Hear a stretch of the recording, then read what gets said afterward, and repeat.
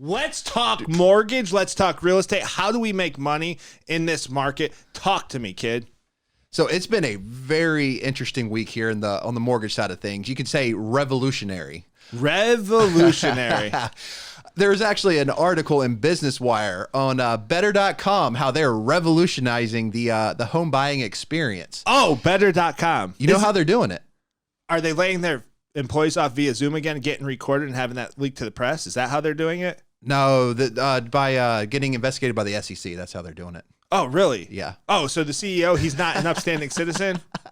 Apparently not. He doesn't follow the Security and Exchange Committee's laws and rules and regulations? I mean, that's what's being accused on there. I love it when I hear that the retail lender is revolutionizing the mortgage industry. It's just not happening. But tell me what better.com is doing. Oh, it's a joke. And just coming from the mortgage side of things, like, this is one of the worst articles I've ever seen. There's talk about bad ones too. Right. How revolutionary they are, how they're a leader in technology and doing things that are unheard of, when it's saying that they're going to be able to get in a pre-approval and a lockout within 24 hours of an application. I thought that's been standard for years. Do they mean like a fully conditioned file in 24 hours, or? It says they'll be able to go online, get a pre-approval, lock the loan, and get a commitment letter. So like commitment letter is the same thing as a conditional approval. No.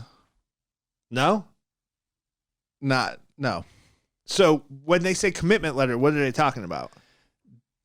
Basically, they're talking about a condition list. That doesn't necessarily mean that an underwriter went in and looked at it. Wait, hold on. So you're telling me that better.com is at this conference because, from my understanding, the CEO of better.com was at a conference, and it was like a mortgage conference or a get-together with businessmen, and he was bragging about the fact that they can get you a commitment letter, not a fully underwritten qualification or conditional approval. Conditional approval implies that the loan's been underwritten, right? Right. So you're telling me it's just like, hey, you went online, you submitted an application, you locked your loan, here's a commitment letter saying you should get these conditions, but it doesn't even guarantee an underwriter's looked at it. Exactly. I mean, now you have all these AIs. I mean, and I'm sure it's not as good as ours is going to be, which we're not even close to ours. No, but it's talk about revolutionary. Yeah. But yeah, I mean, it's just a joke. I mean, this is something on our end of it. Mortgage brokers have been getting a clear to close in 24 hours. Like, I've done that. We've done that. Right. Like, that is not unheard of. 24 hours. Like, we had all your stuff. We did a TBD. We submitted everything. One touch, clear to close, because we've had everything. Right. Here's the other piece. How I can count. That was the wrong say. I cannot count on two hands, meaning more than 10 times I can count that we have had clear to closes in 7 days or less. They're talking a commitment letter. And how about this? They're asking you to lock the rate first. Like, I read this article today, and I'm like, how is this good for the consumer? Lock the rate. What's happening to interest rates right now? Oh, they're going down. Oh, wait, hold on. So lock your rate in at a higher rate, right? Right. This is the part that got me. Lock your rate in at a higher rate.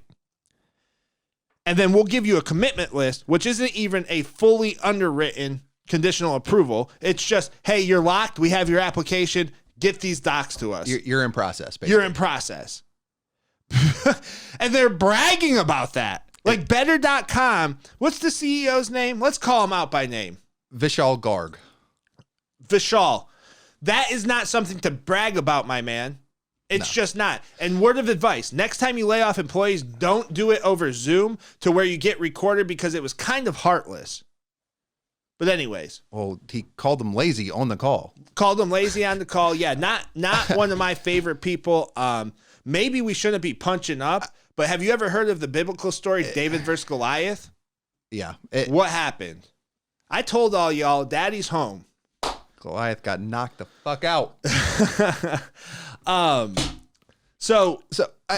to your point too, quote from this article in there, trying to sell this product by better.com. In today's rising interest rate environment, speed removes the headache of extending wait times and mortgage approvals and saves the customers money in the process.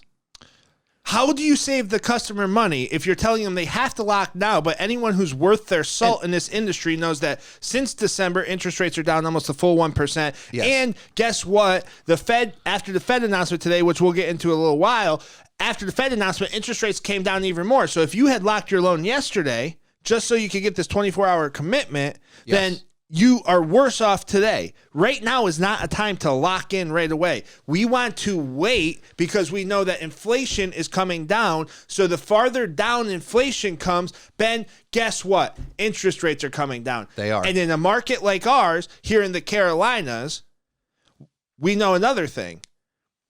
The farther we go away with the inflation coming down, appreciation's going up. We're already projected higher than every other area in the country. Maybe not every other area, but one of the top areas in the country. The number one purchase Charlotte market. Number one purchase market. But I'm also seeing multiple people getting into, or multiple offer bids, tougher to get into contracts, right? So we haven't solved the inventory issue. But this guy, listen, this guy wants you to lock today. Why? Do you think it locks maybe higher profits in for better.com if you lock today? At a higher interest rate? Right. You think, or no?